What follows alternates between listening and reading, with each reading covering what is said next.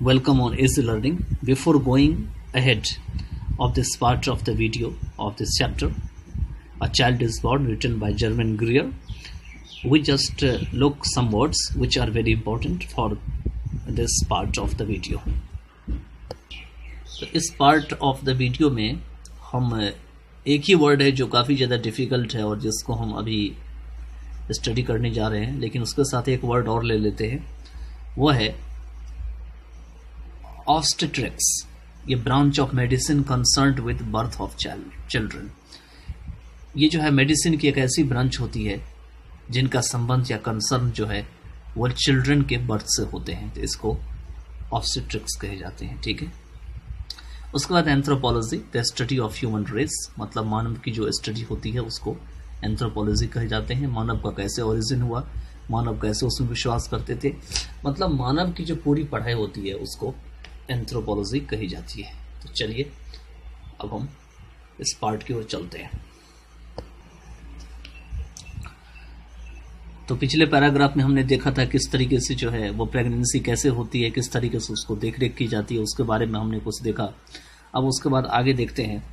This birth was virtually unattended. इस प्रकार के जन्म जो है वो वर्चुअली, मतलब ज़्यादातर जो क्या होते हैं, मतलब उनको देख रेख नहीं किए जाते हैं, अनअटेंडेड होते हैं। In non technocratic societies except for remarkable accidents birth is always attended. कहते हैं कि ऐसे सोसाइटीज़ जहाँ पे टेक्नोलॉजी का इस्तेमाल नहीं किया जाता है तो इसको नॉन टेक्नोक्रेटिक कहा जाता है, खास करके रिमार्केबल एक्सीडेंट को छोड़ करके। रिमार्केबल एक्सीडेंट का मतलब होता है कुछ अगर बीच में एक्सीडेंट हो गया तभी उसमें टेक्नोलॉजी का यूज़ होगा, नहीं तो टेक्नोलॉजी यूज़ नहीं होगा। कहते हैं उनको छोड़ करके बर्थ जो है हमेशा अटेंड किए जाते हैं। अटेंड का मतलब होते हैं बर्थ को देखा जाता है, क्योंकि वहाँ पर में टेक्नोलॉजी नहीं होती है। कहने का मतलब एक्सीडेंट होगा, अगर बीच में कोई घटना हो गई तभी उसमें टेक्नोलॉजी लगेगी, अदरवाइज जो है बर्थ को जो है अटेंड किया जाएगा।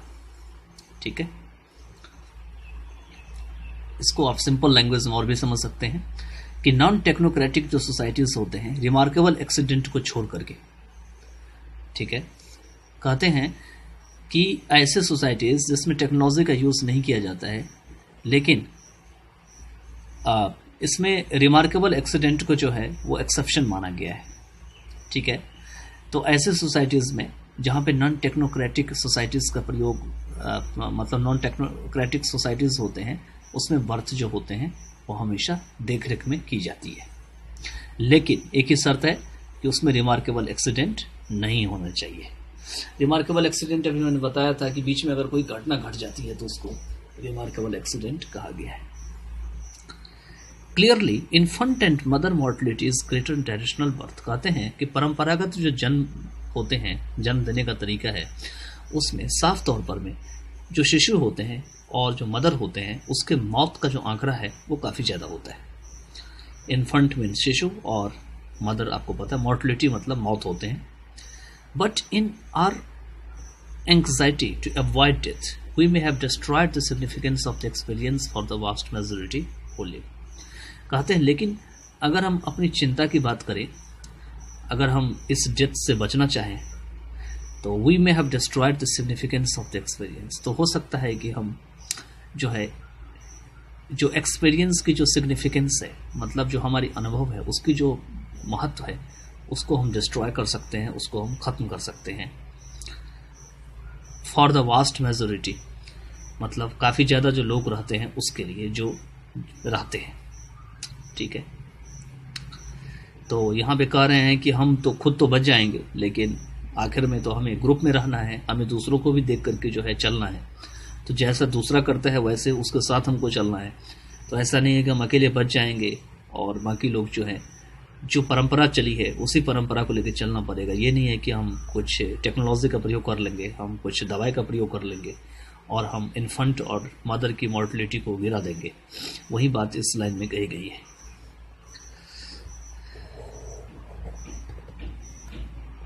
अब आगे है, no one would deny that each infant and particularly every maternal death is a tragedy to be prevented if at all possible. कहते हैं कोई भी यह नहीं मना करेगा या अस्वीकार करेंगे कि हर एक जो शिशु होते हैं, खास करके हर एक जो जो माताओं का जो मृत्यु होती है, मैटरनल डेथ होती है, वो एक ट्रेजेडी होती है, एक दुख भरी घड़ी होती है, टू बी प्रिवेंटेड, जिससे कि रोका जानी चाहिए, इफ एट ऑल पॉसिबल, अगर ये पूरी तरह से संभव हो तो, nor that modern obstetrics care, ना कि आधुनिक जो मेडिकल चीज़ें हैं उसके केयर के साथ, which has developed in the hospital setting, जिसको कि हॉस्पिटल सेटिंग में develop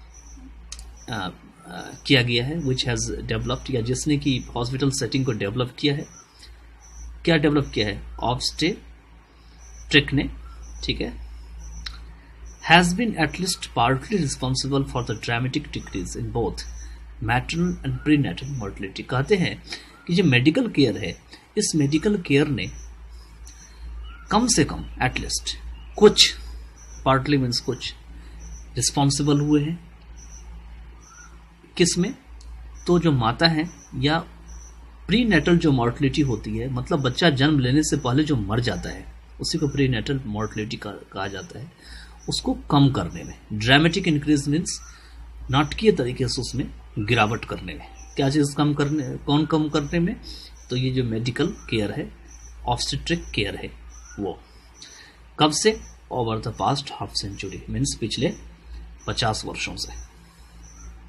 but it is not necessarily perverse to question whether our present priority should be to reach minimum figures for perinatal mortality at any price, when this includes giving up things which free human beings have often felt to be more important than their own survival। अब यहाँ पे कह रहे हैं कि लेकिन यह आवश्यक नहीं है, परवर्स मतलब इसके ऊपर और विचार करना या ध्यान देने की बात करना या उसके ऊपर क्वेश्चन करना कि हमारी जो प्रेजेंट प्रायोरिटी है, हमारे जो वर्तमान जो प्राथमिकता है, वो है कि मिनिमम फिगर्स की तरफ रीच करने का, किसके लिए, फॉर पेरीनेटल मॉर्टिलिटी, पेरीनेटल जो मॉर्टिलिटी होती है उसकी तरफ किसी भी कीमत पर, कब करने का ऐसा चीज, when this includes giving up things, जब इसमें कोई ऐसी चीज शामिल हो जाती है जिसे हम त्याग देते हैं, गिव अप कर देते हैं, which free human beings have often felt, जैसे कि स्वतंत्र ह्यूमन बीइंग ने अक्सर फील किया है, टू बी मोर इम्पोर्टेंट, जो कि बहुत ज़्यादा इम्पोर्टेंट होते हैं, किसकी तुलना में, अपनी जीवन की तुलना में, than their own survival, such as freedom to live their own lives, जैसे कि अपनी जिंदगी को जीने की आज़ादी के रूप में, ठीक है, on lives there on way, मतलब अपनी जीवन को जो है अपने तरीके से जीने के लिए, and to make individual choices in line, और इंडिविजुअल मतलब एक एक व्यक्ति के चॉइसेस को लाइन में खड़ा कर देने के लिए, with their own sense of values, मतलब अपने दिमाग से जो उन्होंने चीज़ें तैयार करी है उसके हिसाब से। तो यहाँ पे कह रहे हैं कि मेडिकल तो अच्छा है, लेकिन मेडिकल जो है वहाँ पर में अच्छा नहीं है जहाँ पर में कि कोई सोसाइटी या कोई पर्सन के लोग हैं वो केवल अपना दिमाग लगा रखे हैं कि हमको तो ऐसे ही जीना है, और वो क्या करते हैं ऐसी तरीके से, उसमें क्या होते हैं सोसाइटीज़ में या किसी भी ग्रुप में तो बहुत सारे लोग होते हैं, तो उनमें इंडिविजुअल लोगों की जो चॉइस होती है वो भी मारी जाती है, क्योंकि इंडिविजुअल चॉइस वहाँ पे वर्क नहीं कर पाती है, जहाँ पर में एक ही नियम होते हैं, एक ही तरीके होते हैं, एक ही कल्चर होते हैं, ठीक है। तो इसके साथ हम इस वीडियो को स्टॉप करते हैं, और ये एक रेफरेंस लिया गया है द प्लेस ऑफ बर्थ से, ठीक है, जो लंदन 1978 में पब्लिश है। यहाँ पे इसका नाम है किटजिंजर शेला एंड जॉन ए डेविस। तो इस पैराग्राफ में आपने क्या देखा, मॉर्टिलिटी और जो आपका जो इन्फेंट रेट है उसको कम या ज़्यादा करने का, ठीक है, किस तरीके से जो हॉस्पिटल्स जो है सहायक हैं, किस तरीके से मेडिकल जो अपैरेटस हैं, उपकरण हैं, वो सहायक होते हैं, लेकिन यह भी दे रखे हैं कि खास करके ये उसके ऊपर हेल्पफुल नहीं होती है जहाँ पर सोसाइटीज़ का एक पहले से बनाया हुआ ब्रेन होता है, वो उस पर चल पड़ता है अपनी ज़िंदगी को चलाने के लिए, और यहाँ पे इंडिविजुअल फ्रीडम को भी मार दिया जाता है। अगर उसमें कोई पर्सन चाहता है कि नहीं हम उसका फ़ायदा उठाएं तो वो नहीं उठा पाते हैं। तो हम अगले पैराग्राफ में देखते हैं कि क्या दिया हुआ है चाइल्ड बर्थ के बारे में।